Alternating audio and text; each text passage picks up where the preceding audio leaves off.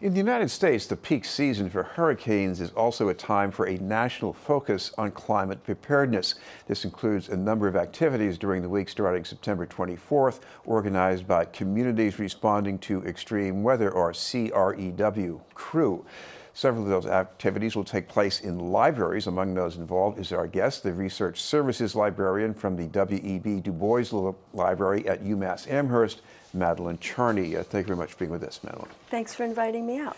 First of all, you got involved in this because you happen to be working at the library, but I guess you also have an interest in climate preparedness.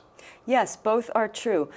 In my department, Research Services, we all have liaison areas, and mine are land and built environment. So, for instance, I work with faculty and students around architecture, landscape architecture, regional planning, the School of Agriculture. So it's a natural fit. Also, all these sustainability topics that are emerging on most campuses now.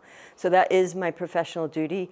And I also have a second master's degree in sustainable landscape design. So my subject expertise came from, an interest of mine in studying that as well.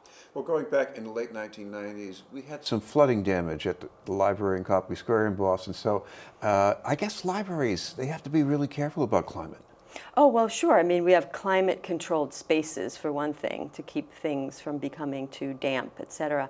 But yeah, part of what libraries do is protect the materials, so special collections in particular. Now, you work with people who are interested in landscape and built environment, and that could mean infrastructure, streets, and so on. What have you learned from being involved in it about climate change? Well, that the social piece is as important as the physical infrastructure. We have to build cities and spaces for the people and to protect and support everybody in all their daily activities. So that's like a huge component of what we talk about when we're talking about natural and built environments. Well, another thing that we learn from climate change itself is that some people are not as well prepared to withstand the effects as other people. We're talking about resiliency here. Explain that concept. What does that mean, resiliency?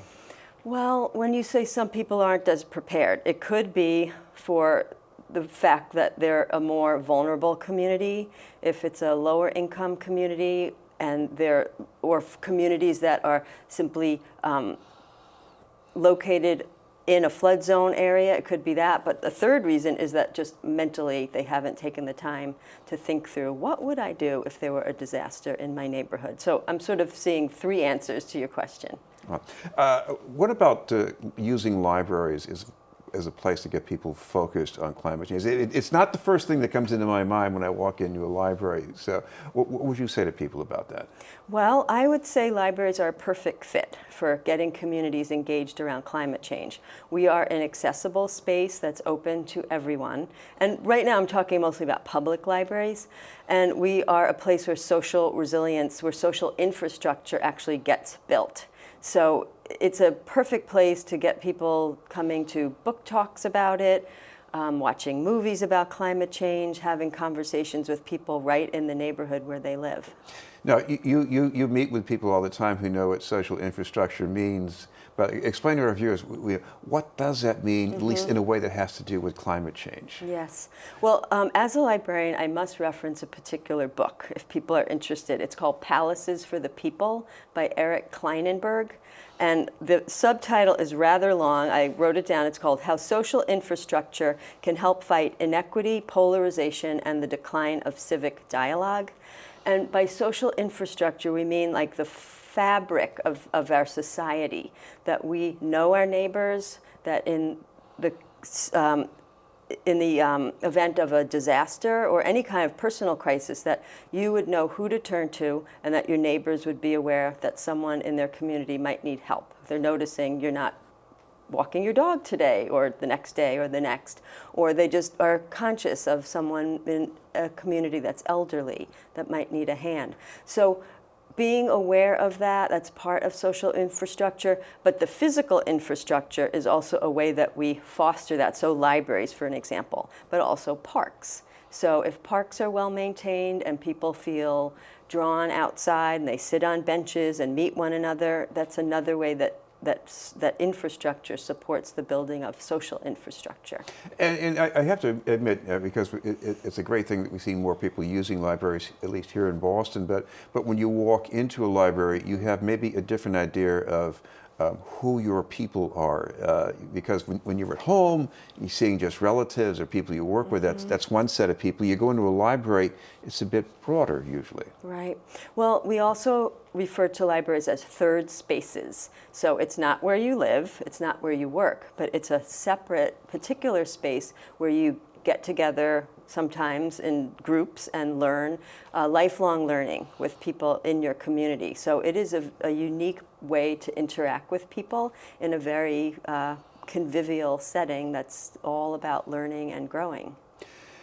This is BNN News, and we're talking with Madeleine Charney from UMass Amherst. Madeleine, there are some events that are being planned throughout the whole state, but what about what's coming up in the Boston area during this week and starting September 24th? Right, that's Climate Preparedness Week. So I had to write a few of these down, because there are a lot. There are 60 events across the state and counting. The ones right in the Boston area, I'm going to just give some general invitation. Is in Cambridge. There's a book discussion around Rising, Dispatches from the New American Shore. So what's important to note is that all of these events involve people interacting with one another. It's not just listening to an expert on the stage. In Quincy, there's an event called Climate Change, Clean Energy, and Jobs, and people are going to talk about the 84 offshore wind turbines that are being built. In Brookline, there is an event called Heading for Extinction and What to Do. And Extinction Rebellion is going to lead a discussion with the community. And two more. In Newton, they're calling this one Climate Emergency Make a Plan. And the Newton City Emergency Planners are going to lead a conversation about getting ready in your individual households. And then in Waltham, there's one called Strengthening the Role of Science in Climate Change Policy, and it's going to be a conversation about public decision making. Just a few examples of the ones happening in Boston, but also they're happening from the Berkshires to the Cape and the islands. What about your own feelings? I'm sure you've seen some of the news coverage around Hurricane Durian as it approaches Florida. Is this just another hurricane like we've had in past years, or do you see something else here? Well, I'm seeing what the meteorologists are seeing, which is, I heard it on the news this morning. I woke up and first thing I did was check. They said this is a Category 5, and they've never seen it in such a sustained way before.